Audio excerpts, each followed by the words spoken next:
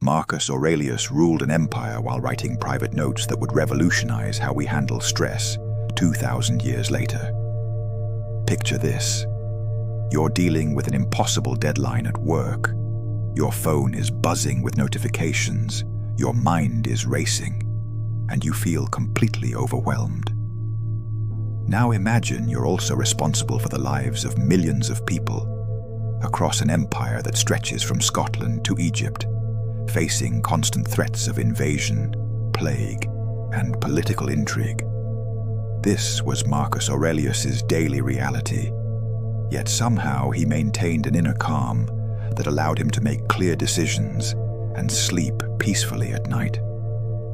The secret lies in what we now call Meditations, his personal journal that was never meant to be published. Hidden within these private writings are psychological tools so powerful that modern therapists use them to treat anxiety, depression, and PTSD. Today, we're going to unlock 3 specific passages from Meditations that will transform how you handle stress, anxiety, and life's inevitable challenges. But more than that, I'm going to guide you through a practical exercise that you can use starting tonight to build the same mental resilience that carried Marcus through the darkest moments of his reign. Before we dive in, let me ask you something. How many times this week have you felt that familiar knot in your stomach when you think about tomorrow's challenges? How many nights have you lain awake replaying conversations, worrying about things you can't control, or feeling like you're drowning in responsibilities? If you're anything like the millions of people who have found their way to Stoic philosophy, you're searching for something more than just temporary stress relief. You want a system, a way of thinking that transforms you from the inside out.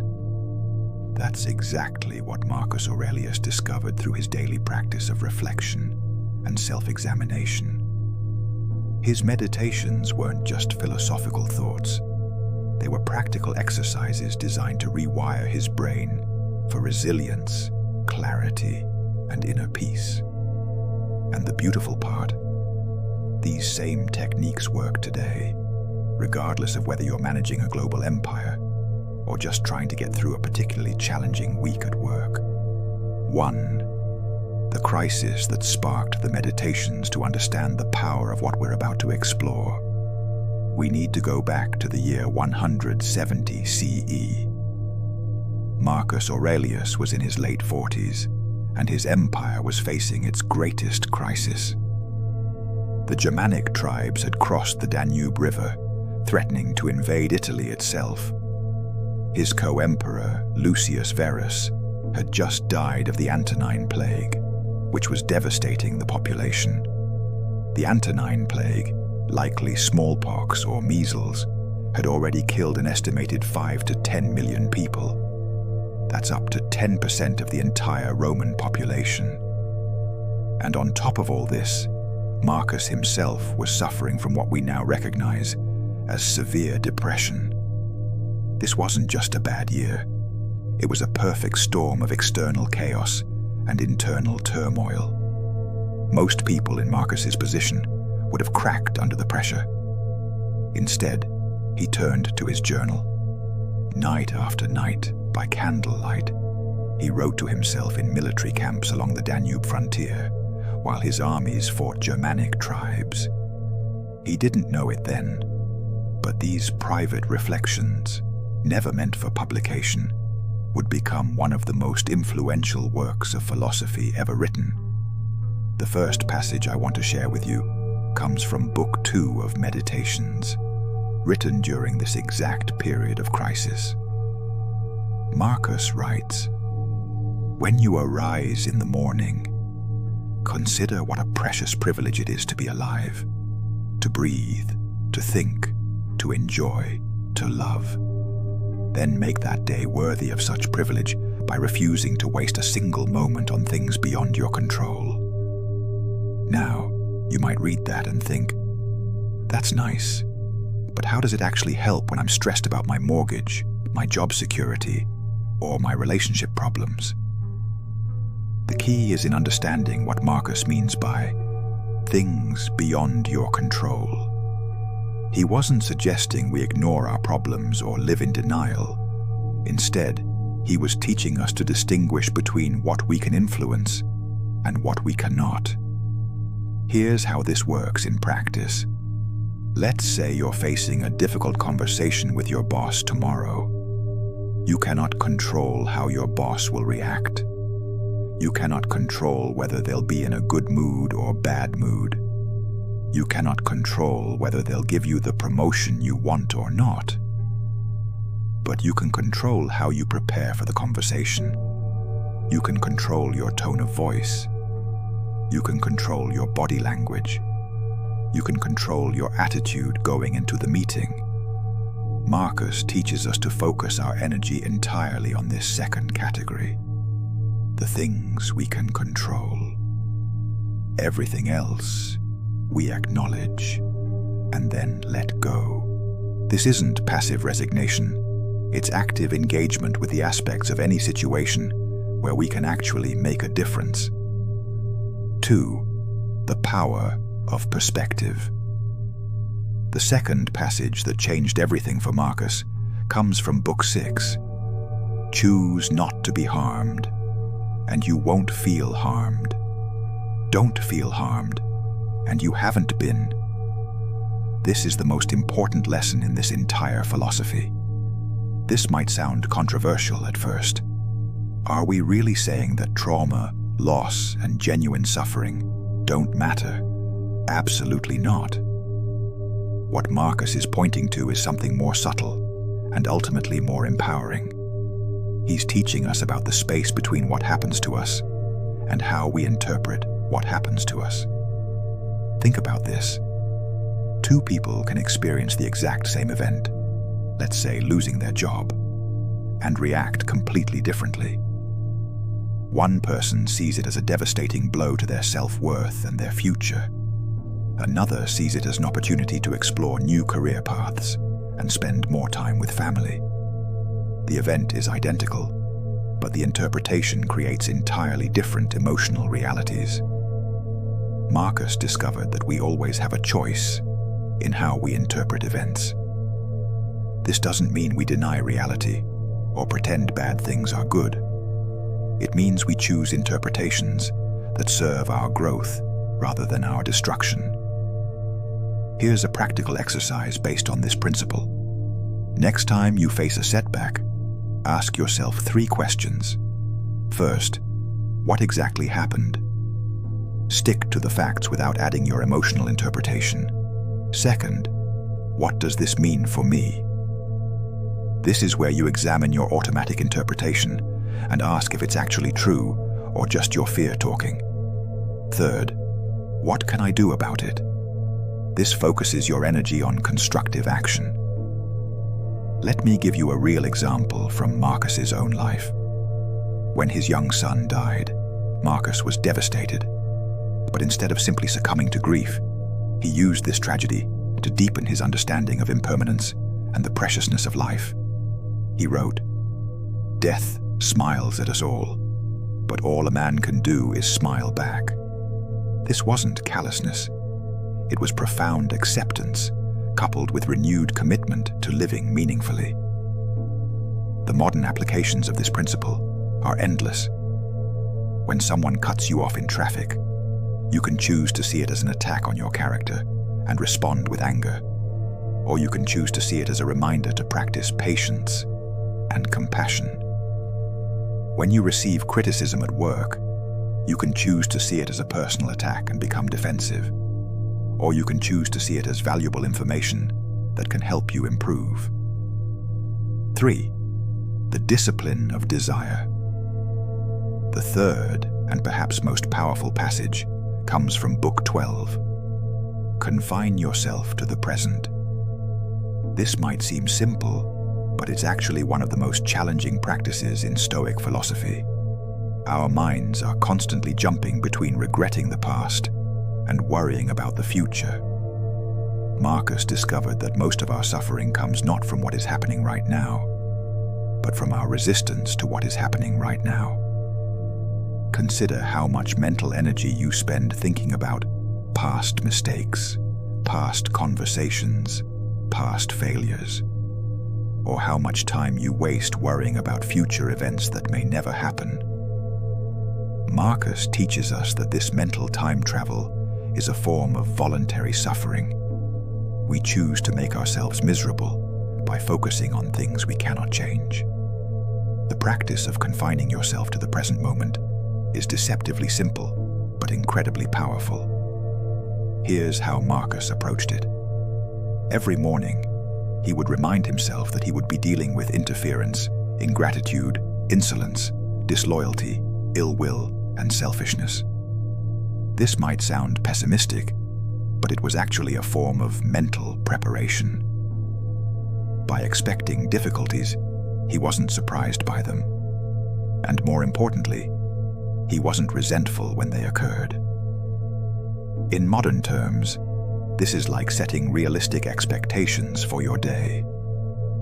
If you know that traffic will probably be heavy, you won't be surprised or angry when it is.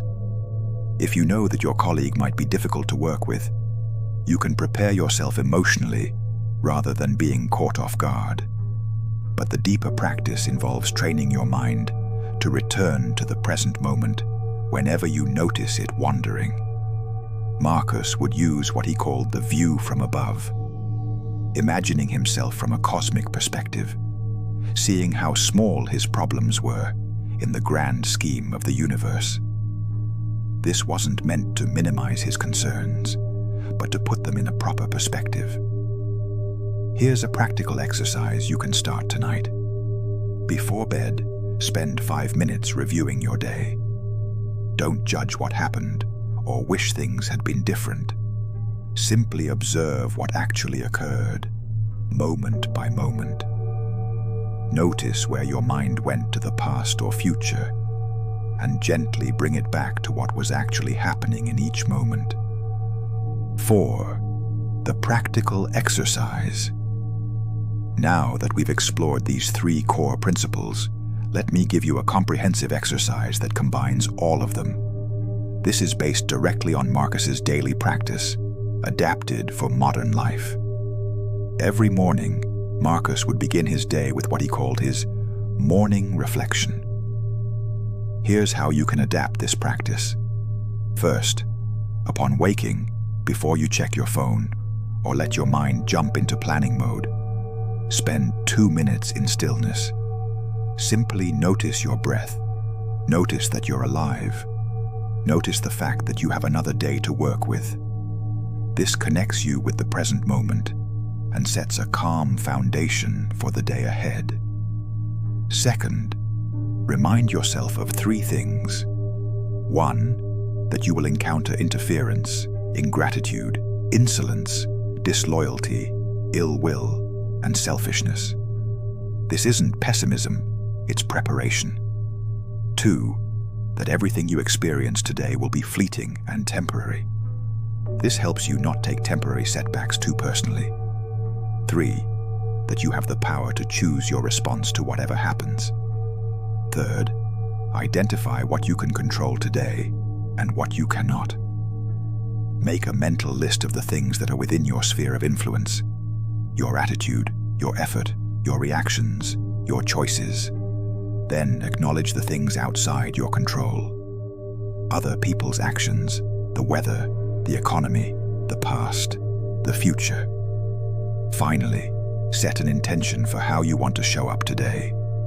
Not what you want to happen, but how you want to be. Do you want to be patient, compassionate, focused, resilient? Choose one quality and commit to embodying it. This entire practice takes about 5 minutes, but it transforms your entire relationship with the day ahead. Instead of starting in reactive mode, you start in intentional mode. 5. The evening reflection. Marcus also practiced what we now call evening reflection. This was his way of processing the day's experiences and learning from them without dwelling on them. Here's how to adapt this practice. At the end of your day, before sleep, ask yourself 3 questions. What went well today? What could have gone better? And most importantly, how did I grow from today's experiences? Notice that the second question isn't what went wrong, but what could have gone better. This subtle shift in language changes your entire relationship with mistakes and setbacks.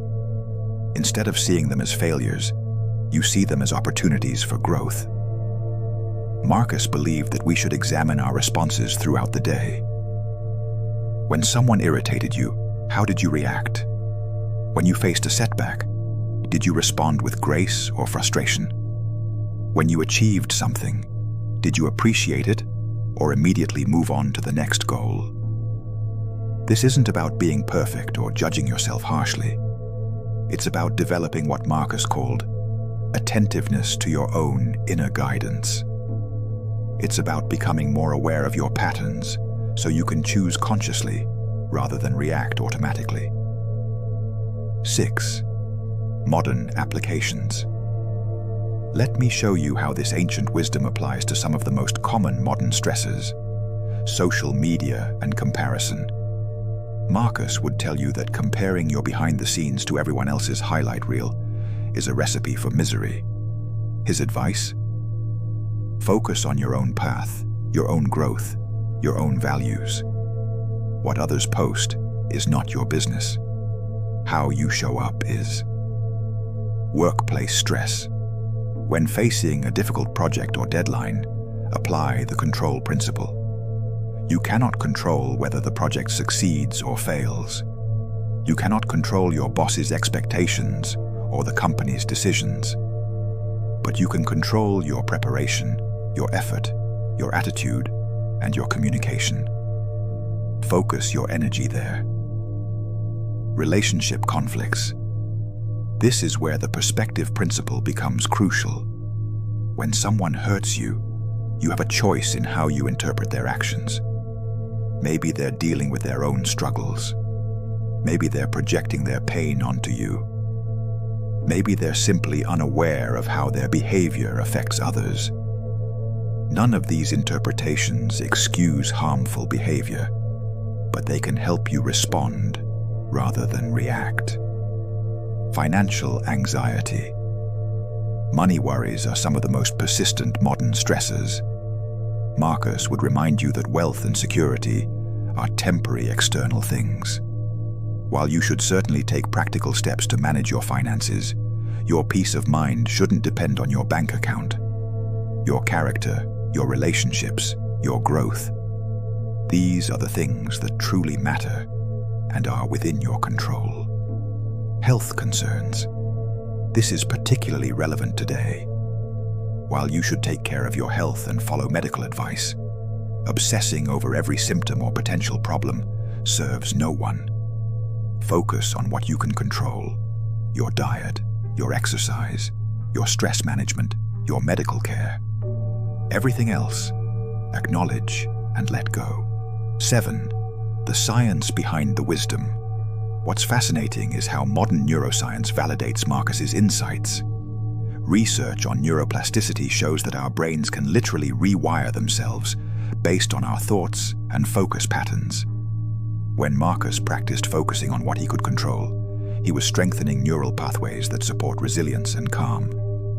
Studies on mindfulness and present moment awareness show that people who regularly practice being present have lower levels of cortisol, the stress hormone, better immune function, and improved emotional regulation.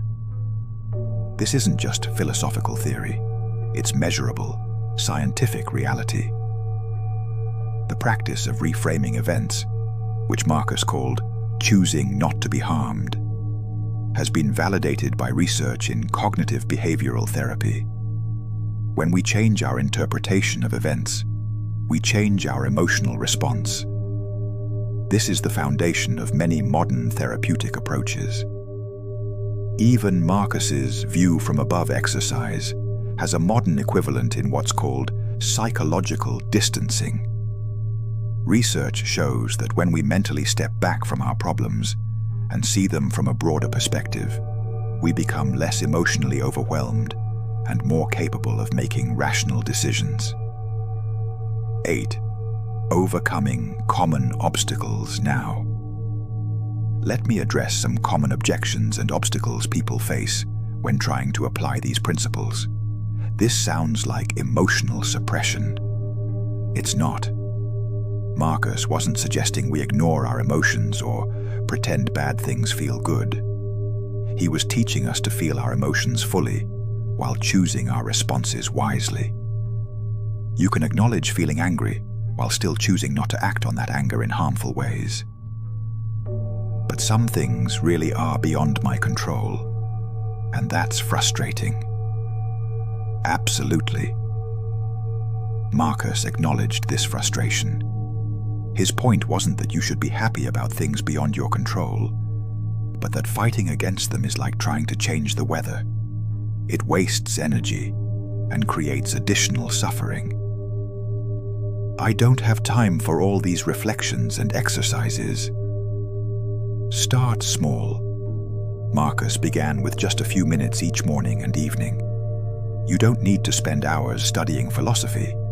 You need consistent, small practices that accumulate over time. What if I fail at this? What if I still get overwhelmed? You'll fail sometimes. Marcus failed sometimes too. The goal isn't perfection, it's progress. Each moment of awareness, each time you choose response over reaction, each day you focus on what you can control rather than what you can't. These are victories. 9. Building your practice.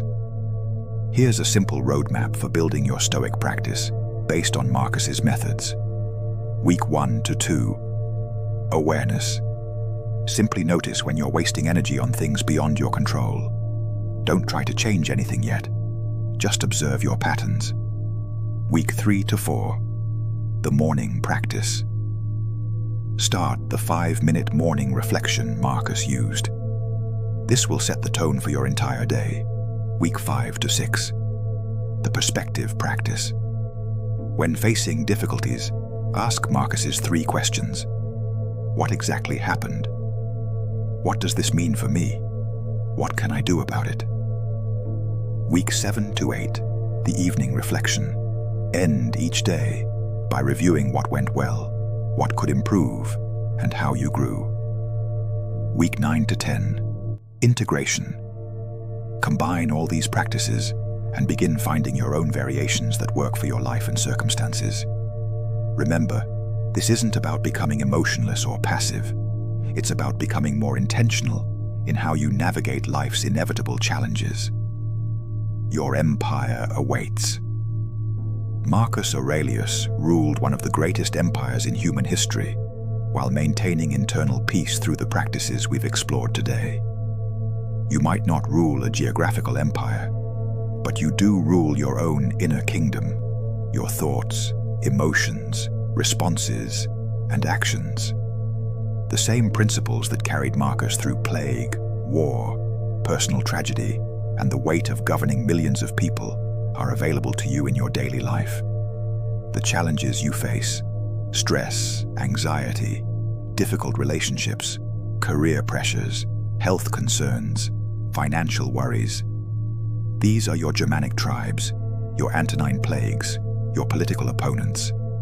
And just like Marcus, you have access to the tools that can help you navigate these challenges with grace and resilience. The question isn't whether you face difficulties. Everyone does.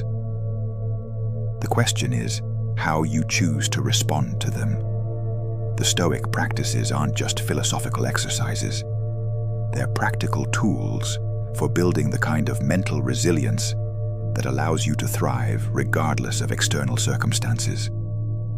You don't need to wait for the perfect moment to start. You can begin tonight with just 5 minutes of morning reflection tomorrow. Your empire awaits, but unlike Marcus's empire, this one is built on solid foundations that can't be conquered by external forces. It's built on the unshakable ground of choosing your response to whatever life brings. So I challenge you. Start tomorrow morning. Set your alarm 5 minutes earlier. Take those 5 minutes to connect with yourself. Set your intention. And remember that you have the power to choose how you show up today. The wisdom of Marcus Aurelius has survived for nearly 2,000 years. Now it's time to make it work for your life. The techniques are simple, but they require practice, consistency, and commitment. Your journey toward mental resilience and inner calm begins with a single decision: to stop being a victim of your circumstances and start becoming the architect of your response to them. The empire you really need to rule is the one inside your own mind. And with Marcus's guidance, you already have the blueprint for success. If this resonated with you, I'd love to hear about your experience with these practices. Drop a comment below and let me know which principle you'll be implementing first.